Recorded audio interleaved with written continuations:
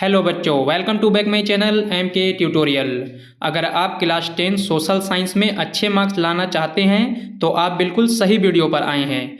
मैं ये नहीं कहूँगा कि मेरे बताए सारे क्वेश्चंस आपके एग्ज़ाम में आएंगे, बट अगर आपने मेरे दोनों सीरीज़ 1 और सीरीज़ 2 को मिलाकर 60 क्वेश्चंस को अच्छे से कर लिया तो 20 से 25 मार्क्स आपके एग्ज़ाम में कन्फर्म हो जाएंगे। अगर आपने सीरीज़ 1 नहीं देखा है तो लिंक डिस्क्रिप्शन में है, या तो फिर आप हमारे चैनल पर जाकर देख सकते हैं। तो चलिए वीडियो को स्टार्ट करते हैं। क्वेश्चन नंबर 1, पूंजीवादी व्यवस्था सबसे पहले कहाँ विकसित हुई? इसका आंसर अगर आप लोगों को पता है तो आप लोग मुझे कमेंट कर दीजिए, इससे आपका रिवीजन भी हो जाएगा। इसका आंसर हो जाएगा ऑप्शन नंबर डी, यूरोप में। यूरोप में सबसे पहले पूंजीवादी व्यवस्था विकसित हुई थी। क्वेश्चन नंबर 2 में देखिए, भारतीय समाज माना जाता है। इसका आंसर हो जाएगा ऑप्शन नंबर बी, एक पितृ सत्तात्मक समाज। क्वेश्चन नंबर 3 में देखिए, महात्मा गांधी दक्षिण अफ्रीका से भारत कब लौटे? ये बहुत इंपॉर्टेंट क्वेश्चन है, हर साल पूछा जाता है। इसका आंसर हो जाएगा option number A. Question number 4 में देखिए, यंग इटली नामक गुप्त संगठन का संस्थापक कौन था? ये भी इंपॉर्टेंट क्वेश्चन है। इसका आंसर हो जाएगा option number C, Giuseppe Mazzini. Question number 5 में देखिए, भारत के संविधान की 8वीं अनुसूची में कुल भाषाएं हैं। ये भी हर साल पूछा जाता है। इसका आंसर हो जाएगा ऑप्शन नंबर बी, 22। याद रखना है आप लोगों को, 22 भाषाएं संविधान की 8वीं अनुसूची में शामिल है। क्वेश्चन नंबर 6 में देखिए, इनमें किस देश में एक दलीय शासन व्यवस्था है? ये भी मोस्ट इंपॉर्टेंट क्वेश्चन है, हर साल पूछा जाता है। इसका आंसर हो जाएगा ऑप्शन नंबर बी, चीन में। चीन में एक दलीय शासन व्यवस्था है। क्वेश्चन नंबर 7 में देखिए, संघ सूची, राज्य सूची और समावर्ती सूची का उल्लेख संविधान की किस अनुसूची में किया गया है? ये भी हर साल पूछा जाता है। इसका आंसर हो जाएगा ऑप्शन नंबर सी, 7वीं अनुसूची में किया गया है। क्वेश्चन नंबर 8, बेल्जियम में जर्मनी की आबादी कितनी प्रतिशत है? इसका आंसर हो जाएगा ऑप्शन नंबर सी, 59%। याद रखना है आप लोगों को, 59% आबादी है। क्वेश्चन नंबर 9 में देखिए, संसाधन के आधार पर संसाधनों को कितने भागों में बांटा जाता है? ये भी इंपॉर्टेंट क्वेश्चन है। इसका आंसर हो जाएगा option number A, 2। Question number 10 में देखिए, भारत में केंद्र शासित राज्यों की संख्या कितनी है? ये तो आप लोगों को याद होगा। इसका आंसर हो जाएगा ऑप्शन नंबर डी, 8। याद रखना है आप लोगों को, 8 भारत में केंद्र शासित राज्यों की संख्या है।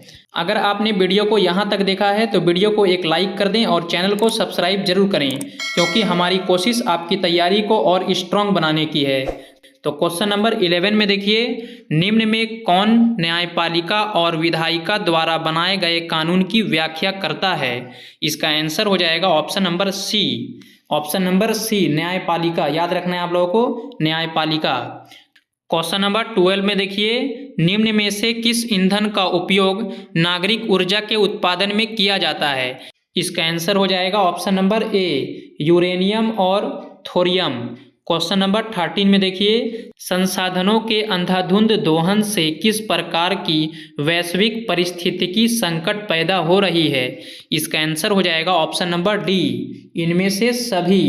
प्राकृतिक आपदा, ओजोन परत अवक्षय, पर्यावरण प्रदूषण, तीनों हो रहा है। याद रखना है आप लोगों को, इनमें से सही इसका आंसर हो जाएगा।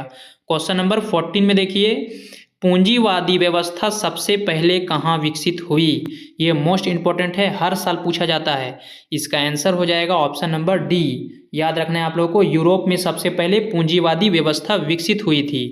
क्वेश्चन नंबर 15 में देखिए, भारत किस प्रकार का राज्य है? इसका आंसर हो जाएगा ऑप्शन नंबर डी, उपरोक्त सभी। लोकतांत्रिक भी है, धर्मनिरपेक्ष भी है और कल्याणकारी राज्य भी है। क्वेश्चन नंबर 16 में देखिए, बाम CF किसका आंदोलन था? इसका आंसर हो जाएगा ऑप्शन नंबर बी, कर्मचारी का। याद रखना है आप लोगों को, कर्मचारी का आंदोलन था बाम CF। क्वेश्चन नंबर 17 में देखिए, भारत में लोकतंत्र की सफलता में क्या बाधा है? इसका आंसर हो जाएगा ऑप्शन नंबर डी, उपरोक्त सभी। गरीबी, मतदान का दुरुपयोग और अशिक्षा। क्वेश्चन नंबर 18 में देखिए, जून 1992 में ब्राजील के किस शहर में प्रथम अंतर्राष्ट्रीय पृथ्वी सम्मेलन का आयोजन किया गया? ये इंपॉर्टेंट क्वेश्चन है, इसका आंसर हो जाएगा option number C, Rio de Janeiro. Question number 19 में देखिए, भारत के किस राज्य की प्रति व्यक्ति आय कम है? याद रखना है आप लोगों को, प्रति व्यक्ति आय कम है। इसका आंसर हो जाएगा ऑप्शन नंबर सी, बिहार में। बिहार में प्रति व्यक्ति आय कम है। क्वेश्चन नंबर 20 में देखिए, रोजगार गारंटी अधिनियम कब लागू किया गया? याद रखना है आप लोगों को, 2005 में रोजगार गारंटी अधिनियम लागू किया गया था। क्वेश्चन नंबर 21 में देखिए, भारत में मुद्रा जारी कौन करता है? ये हर साल पूछा जाता है। इसका आंसर हो जाएगा ऑप्शन नंबर डी, भारतीय रिजर्व बैंक। क्वेश्चन नंबर 22 में देखिए, कागज से बनी मुद्रा क्या कहलाती है? ये पिछले साल पूछा था। इसका आंसर हो जाएगा ऑप्शन नंबर ए, पत्र मुद्रा। क्वेश्चन नंबर 23 में देखिए, निम्नलिखित में से किस संसाधन को नवीकरण किया जा सकता है? याद रखना है आप लोगों को, इसका आंसर हो जाएगा ऑप्शन नंबर सी, सौर ऊर्जा। सौर ऊर्जा को नवीकरण किया जा सकता है। क्वेश्चन नंबर 24 में देखिए, निम्नलिखित में से कौन सी संस्था भारत सरकार की ओर से करेंसी नोट जारी करता है? याद रखना है आप लोगों को, इसका भी आंसर हो जाएगा भारतीय रिजर्व बैंक। भारतीय रिजर्व बैंक करेंसी नोट जारी करता है। क्वेश्चन नंबर 25 में देखिए, सरकार द्वारा व्यापारिक बाधाओं या प्रतिबंधों को हटाने की प्रक्रिया क्या कहलाती है? इसका आंसर हो जाएगा ऑप्शन नंबर ए, वैश्वीकरण। वैश्वीकरण। क्वेश्चन नंबर 26, ये मोस्ट इंपॉर्टेंट क्वेश्चन है। वंदे मातरम गीत किसके द्वारा लिखा गया था? इसमें अक्सर बच्चे गलती कर देते हैं। इसका आंसर हो जाएगा option number A, Bankim Chandra Chattopadhyay द्वारा। क्वेश्चन नंबर 27 में देखिए, राजनीतिक दलों को मान्यता कौन देता है?